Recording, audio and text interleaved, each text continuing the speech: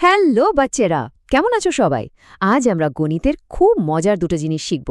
এদের নাম হলো গসাগু আর লসাগু। নাম দুটো শুনতে প্রায় একই রকম, তাই না? কিন্তু এদের কাজ কিন্তু একদম আলাদা, বলতে পারো একে অপরের উল্টো।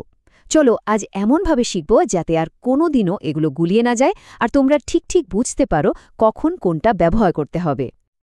তো আসল ধাঁধাটা কি বলো তো? মানে কখন আমরা গসাগু ব্যবহার করব আর কখন লসাগু? দেখো তো এই স্ক্রিনটার দিকে, এখানে একটা ছোট্ট ক্লু দেওয়া আছে। যখন কোনো কিছুকে সমানভাবে ভাগ করে দেওয়ার ব্যাপার আসবে, তখন আমরা ভাবব গসাগুর কথা।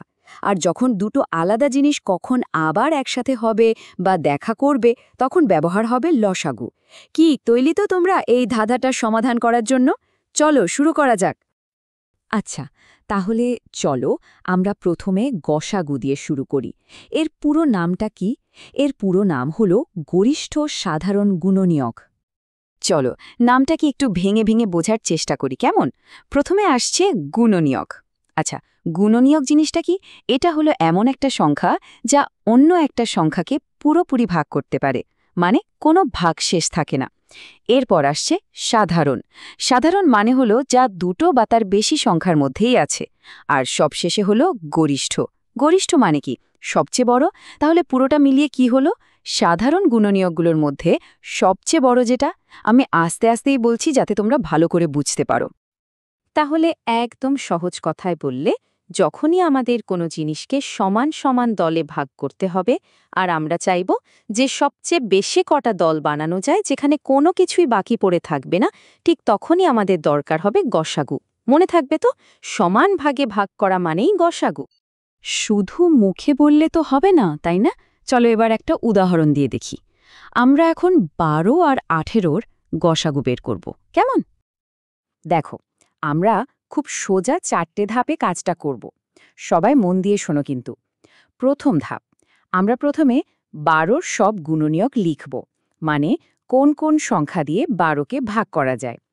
দ্বিতীয় ধাপ, ঠিক একইভাবে ১৮-র সব গুণনীয়ক লিখব। তৃতীয় ধাপ, এবার দুটো তালিকার মধ্যেই যে সংখ্যাগুলো আছে, মানে যেগুলো কমন, সেগুলো খুঁজে বের করব। আর সবশেষ চতুর্থ ধাপে ওই কমন সংখ্যাগুলোর মধ্যে সবচেয়ে বড়টাকে বেছে নেব। খুব সোজা। এবার স্ক্রিনটা ভালো করে দেখো তো। এখানে আমরা ১২ আর ১৮-র সাধারণ গুণনীয়কগুলো এক জায়গায় লিখেছি। কি কি আছে? ১, ২, ৩ আর ৬। এই প্রত্যেকটা সংখ্যা দিয়েই কিন্তু ১২ আর ১৮ দুটোকেই ভাগ করা যায়, তাই না?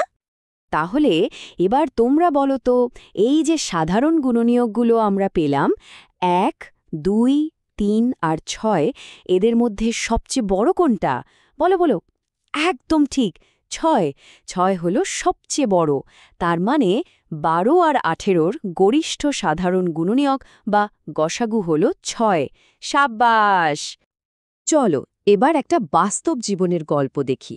ধরো মিসেস গুপ্তা কিছু ছাত্রছাত্রীর জন্য গিফট ব্যাগ বানাবেন। তার কাছে ১২টা নোটবুক আর ১৮টা কলম আছে।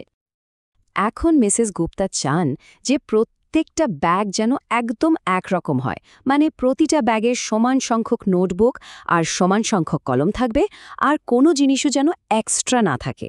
তাহলে তোমরা কি মিসেস গুপ্তাকে সাহায্য করতে পারবে এটা বের করতে যে তিনি সবচেয়ে বেশি কটা একই রকম ব্যাগ বানাতে পারবেন? একটু ভাবো তো, এখানে আমরা কি করছি? আমরা ১২টা নোটবুক আর ১৮টা কলমকে সমান সমান দলে ভাগ করে দিচ্ছি, তাই না? আর আমি শুরুতেই কি বলেছিলাম? যখনই সমান ভাগে ভাগ করার কথা আসবে, সেটা হবে একটা গসাগুর সমস্যা। ঠিক ধরেছ। যেহেতু আমরা একটু আগেই ১২ আর ১৮-র গসাগু বের করলাম, যেটা হলো ৬, তাহলে মিসেস গুপ্তা সবচেয়ে বেশি ৬টা একই রকম ব্যাগ বানাতে পারবেন। চলো হিসেবটা মিলিয়ে দেখি, কেমন? ১২টা নোটবুক যদি ৬টা ব্যাগে রাখি, তাহলে প্রত্যেক ব্যাগে কটা থাকবে?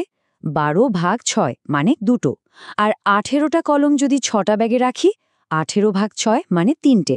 দেখো কি সুন্দর মিলে গেল, কোনো কিছু কিন্তু বাকি রইল না। দারুণ!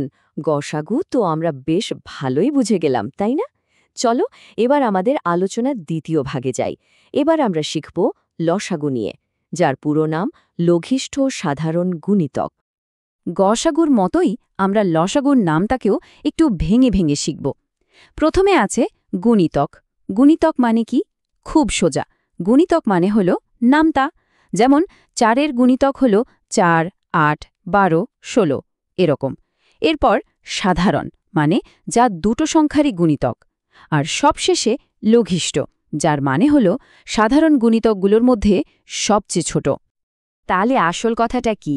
যখন আমাদের জানতে হবে যে দুটো আলাদা ঘটনা আবার কখন ঠিক একই সময়ে একসাথে ঘটবে, তখনই আমাদের লসাগুর সাহায্য নিতে হবে।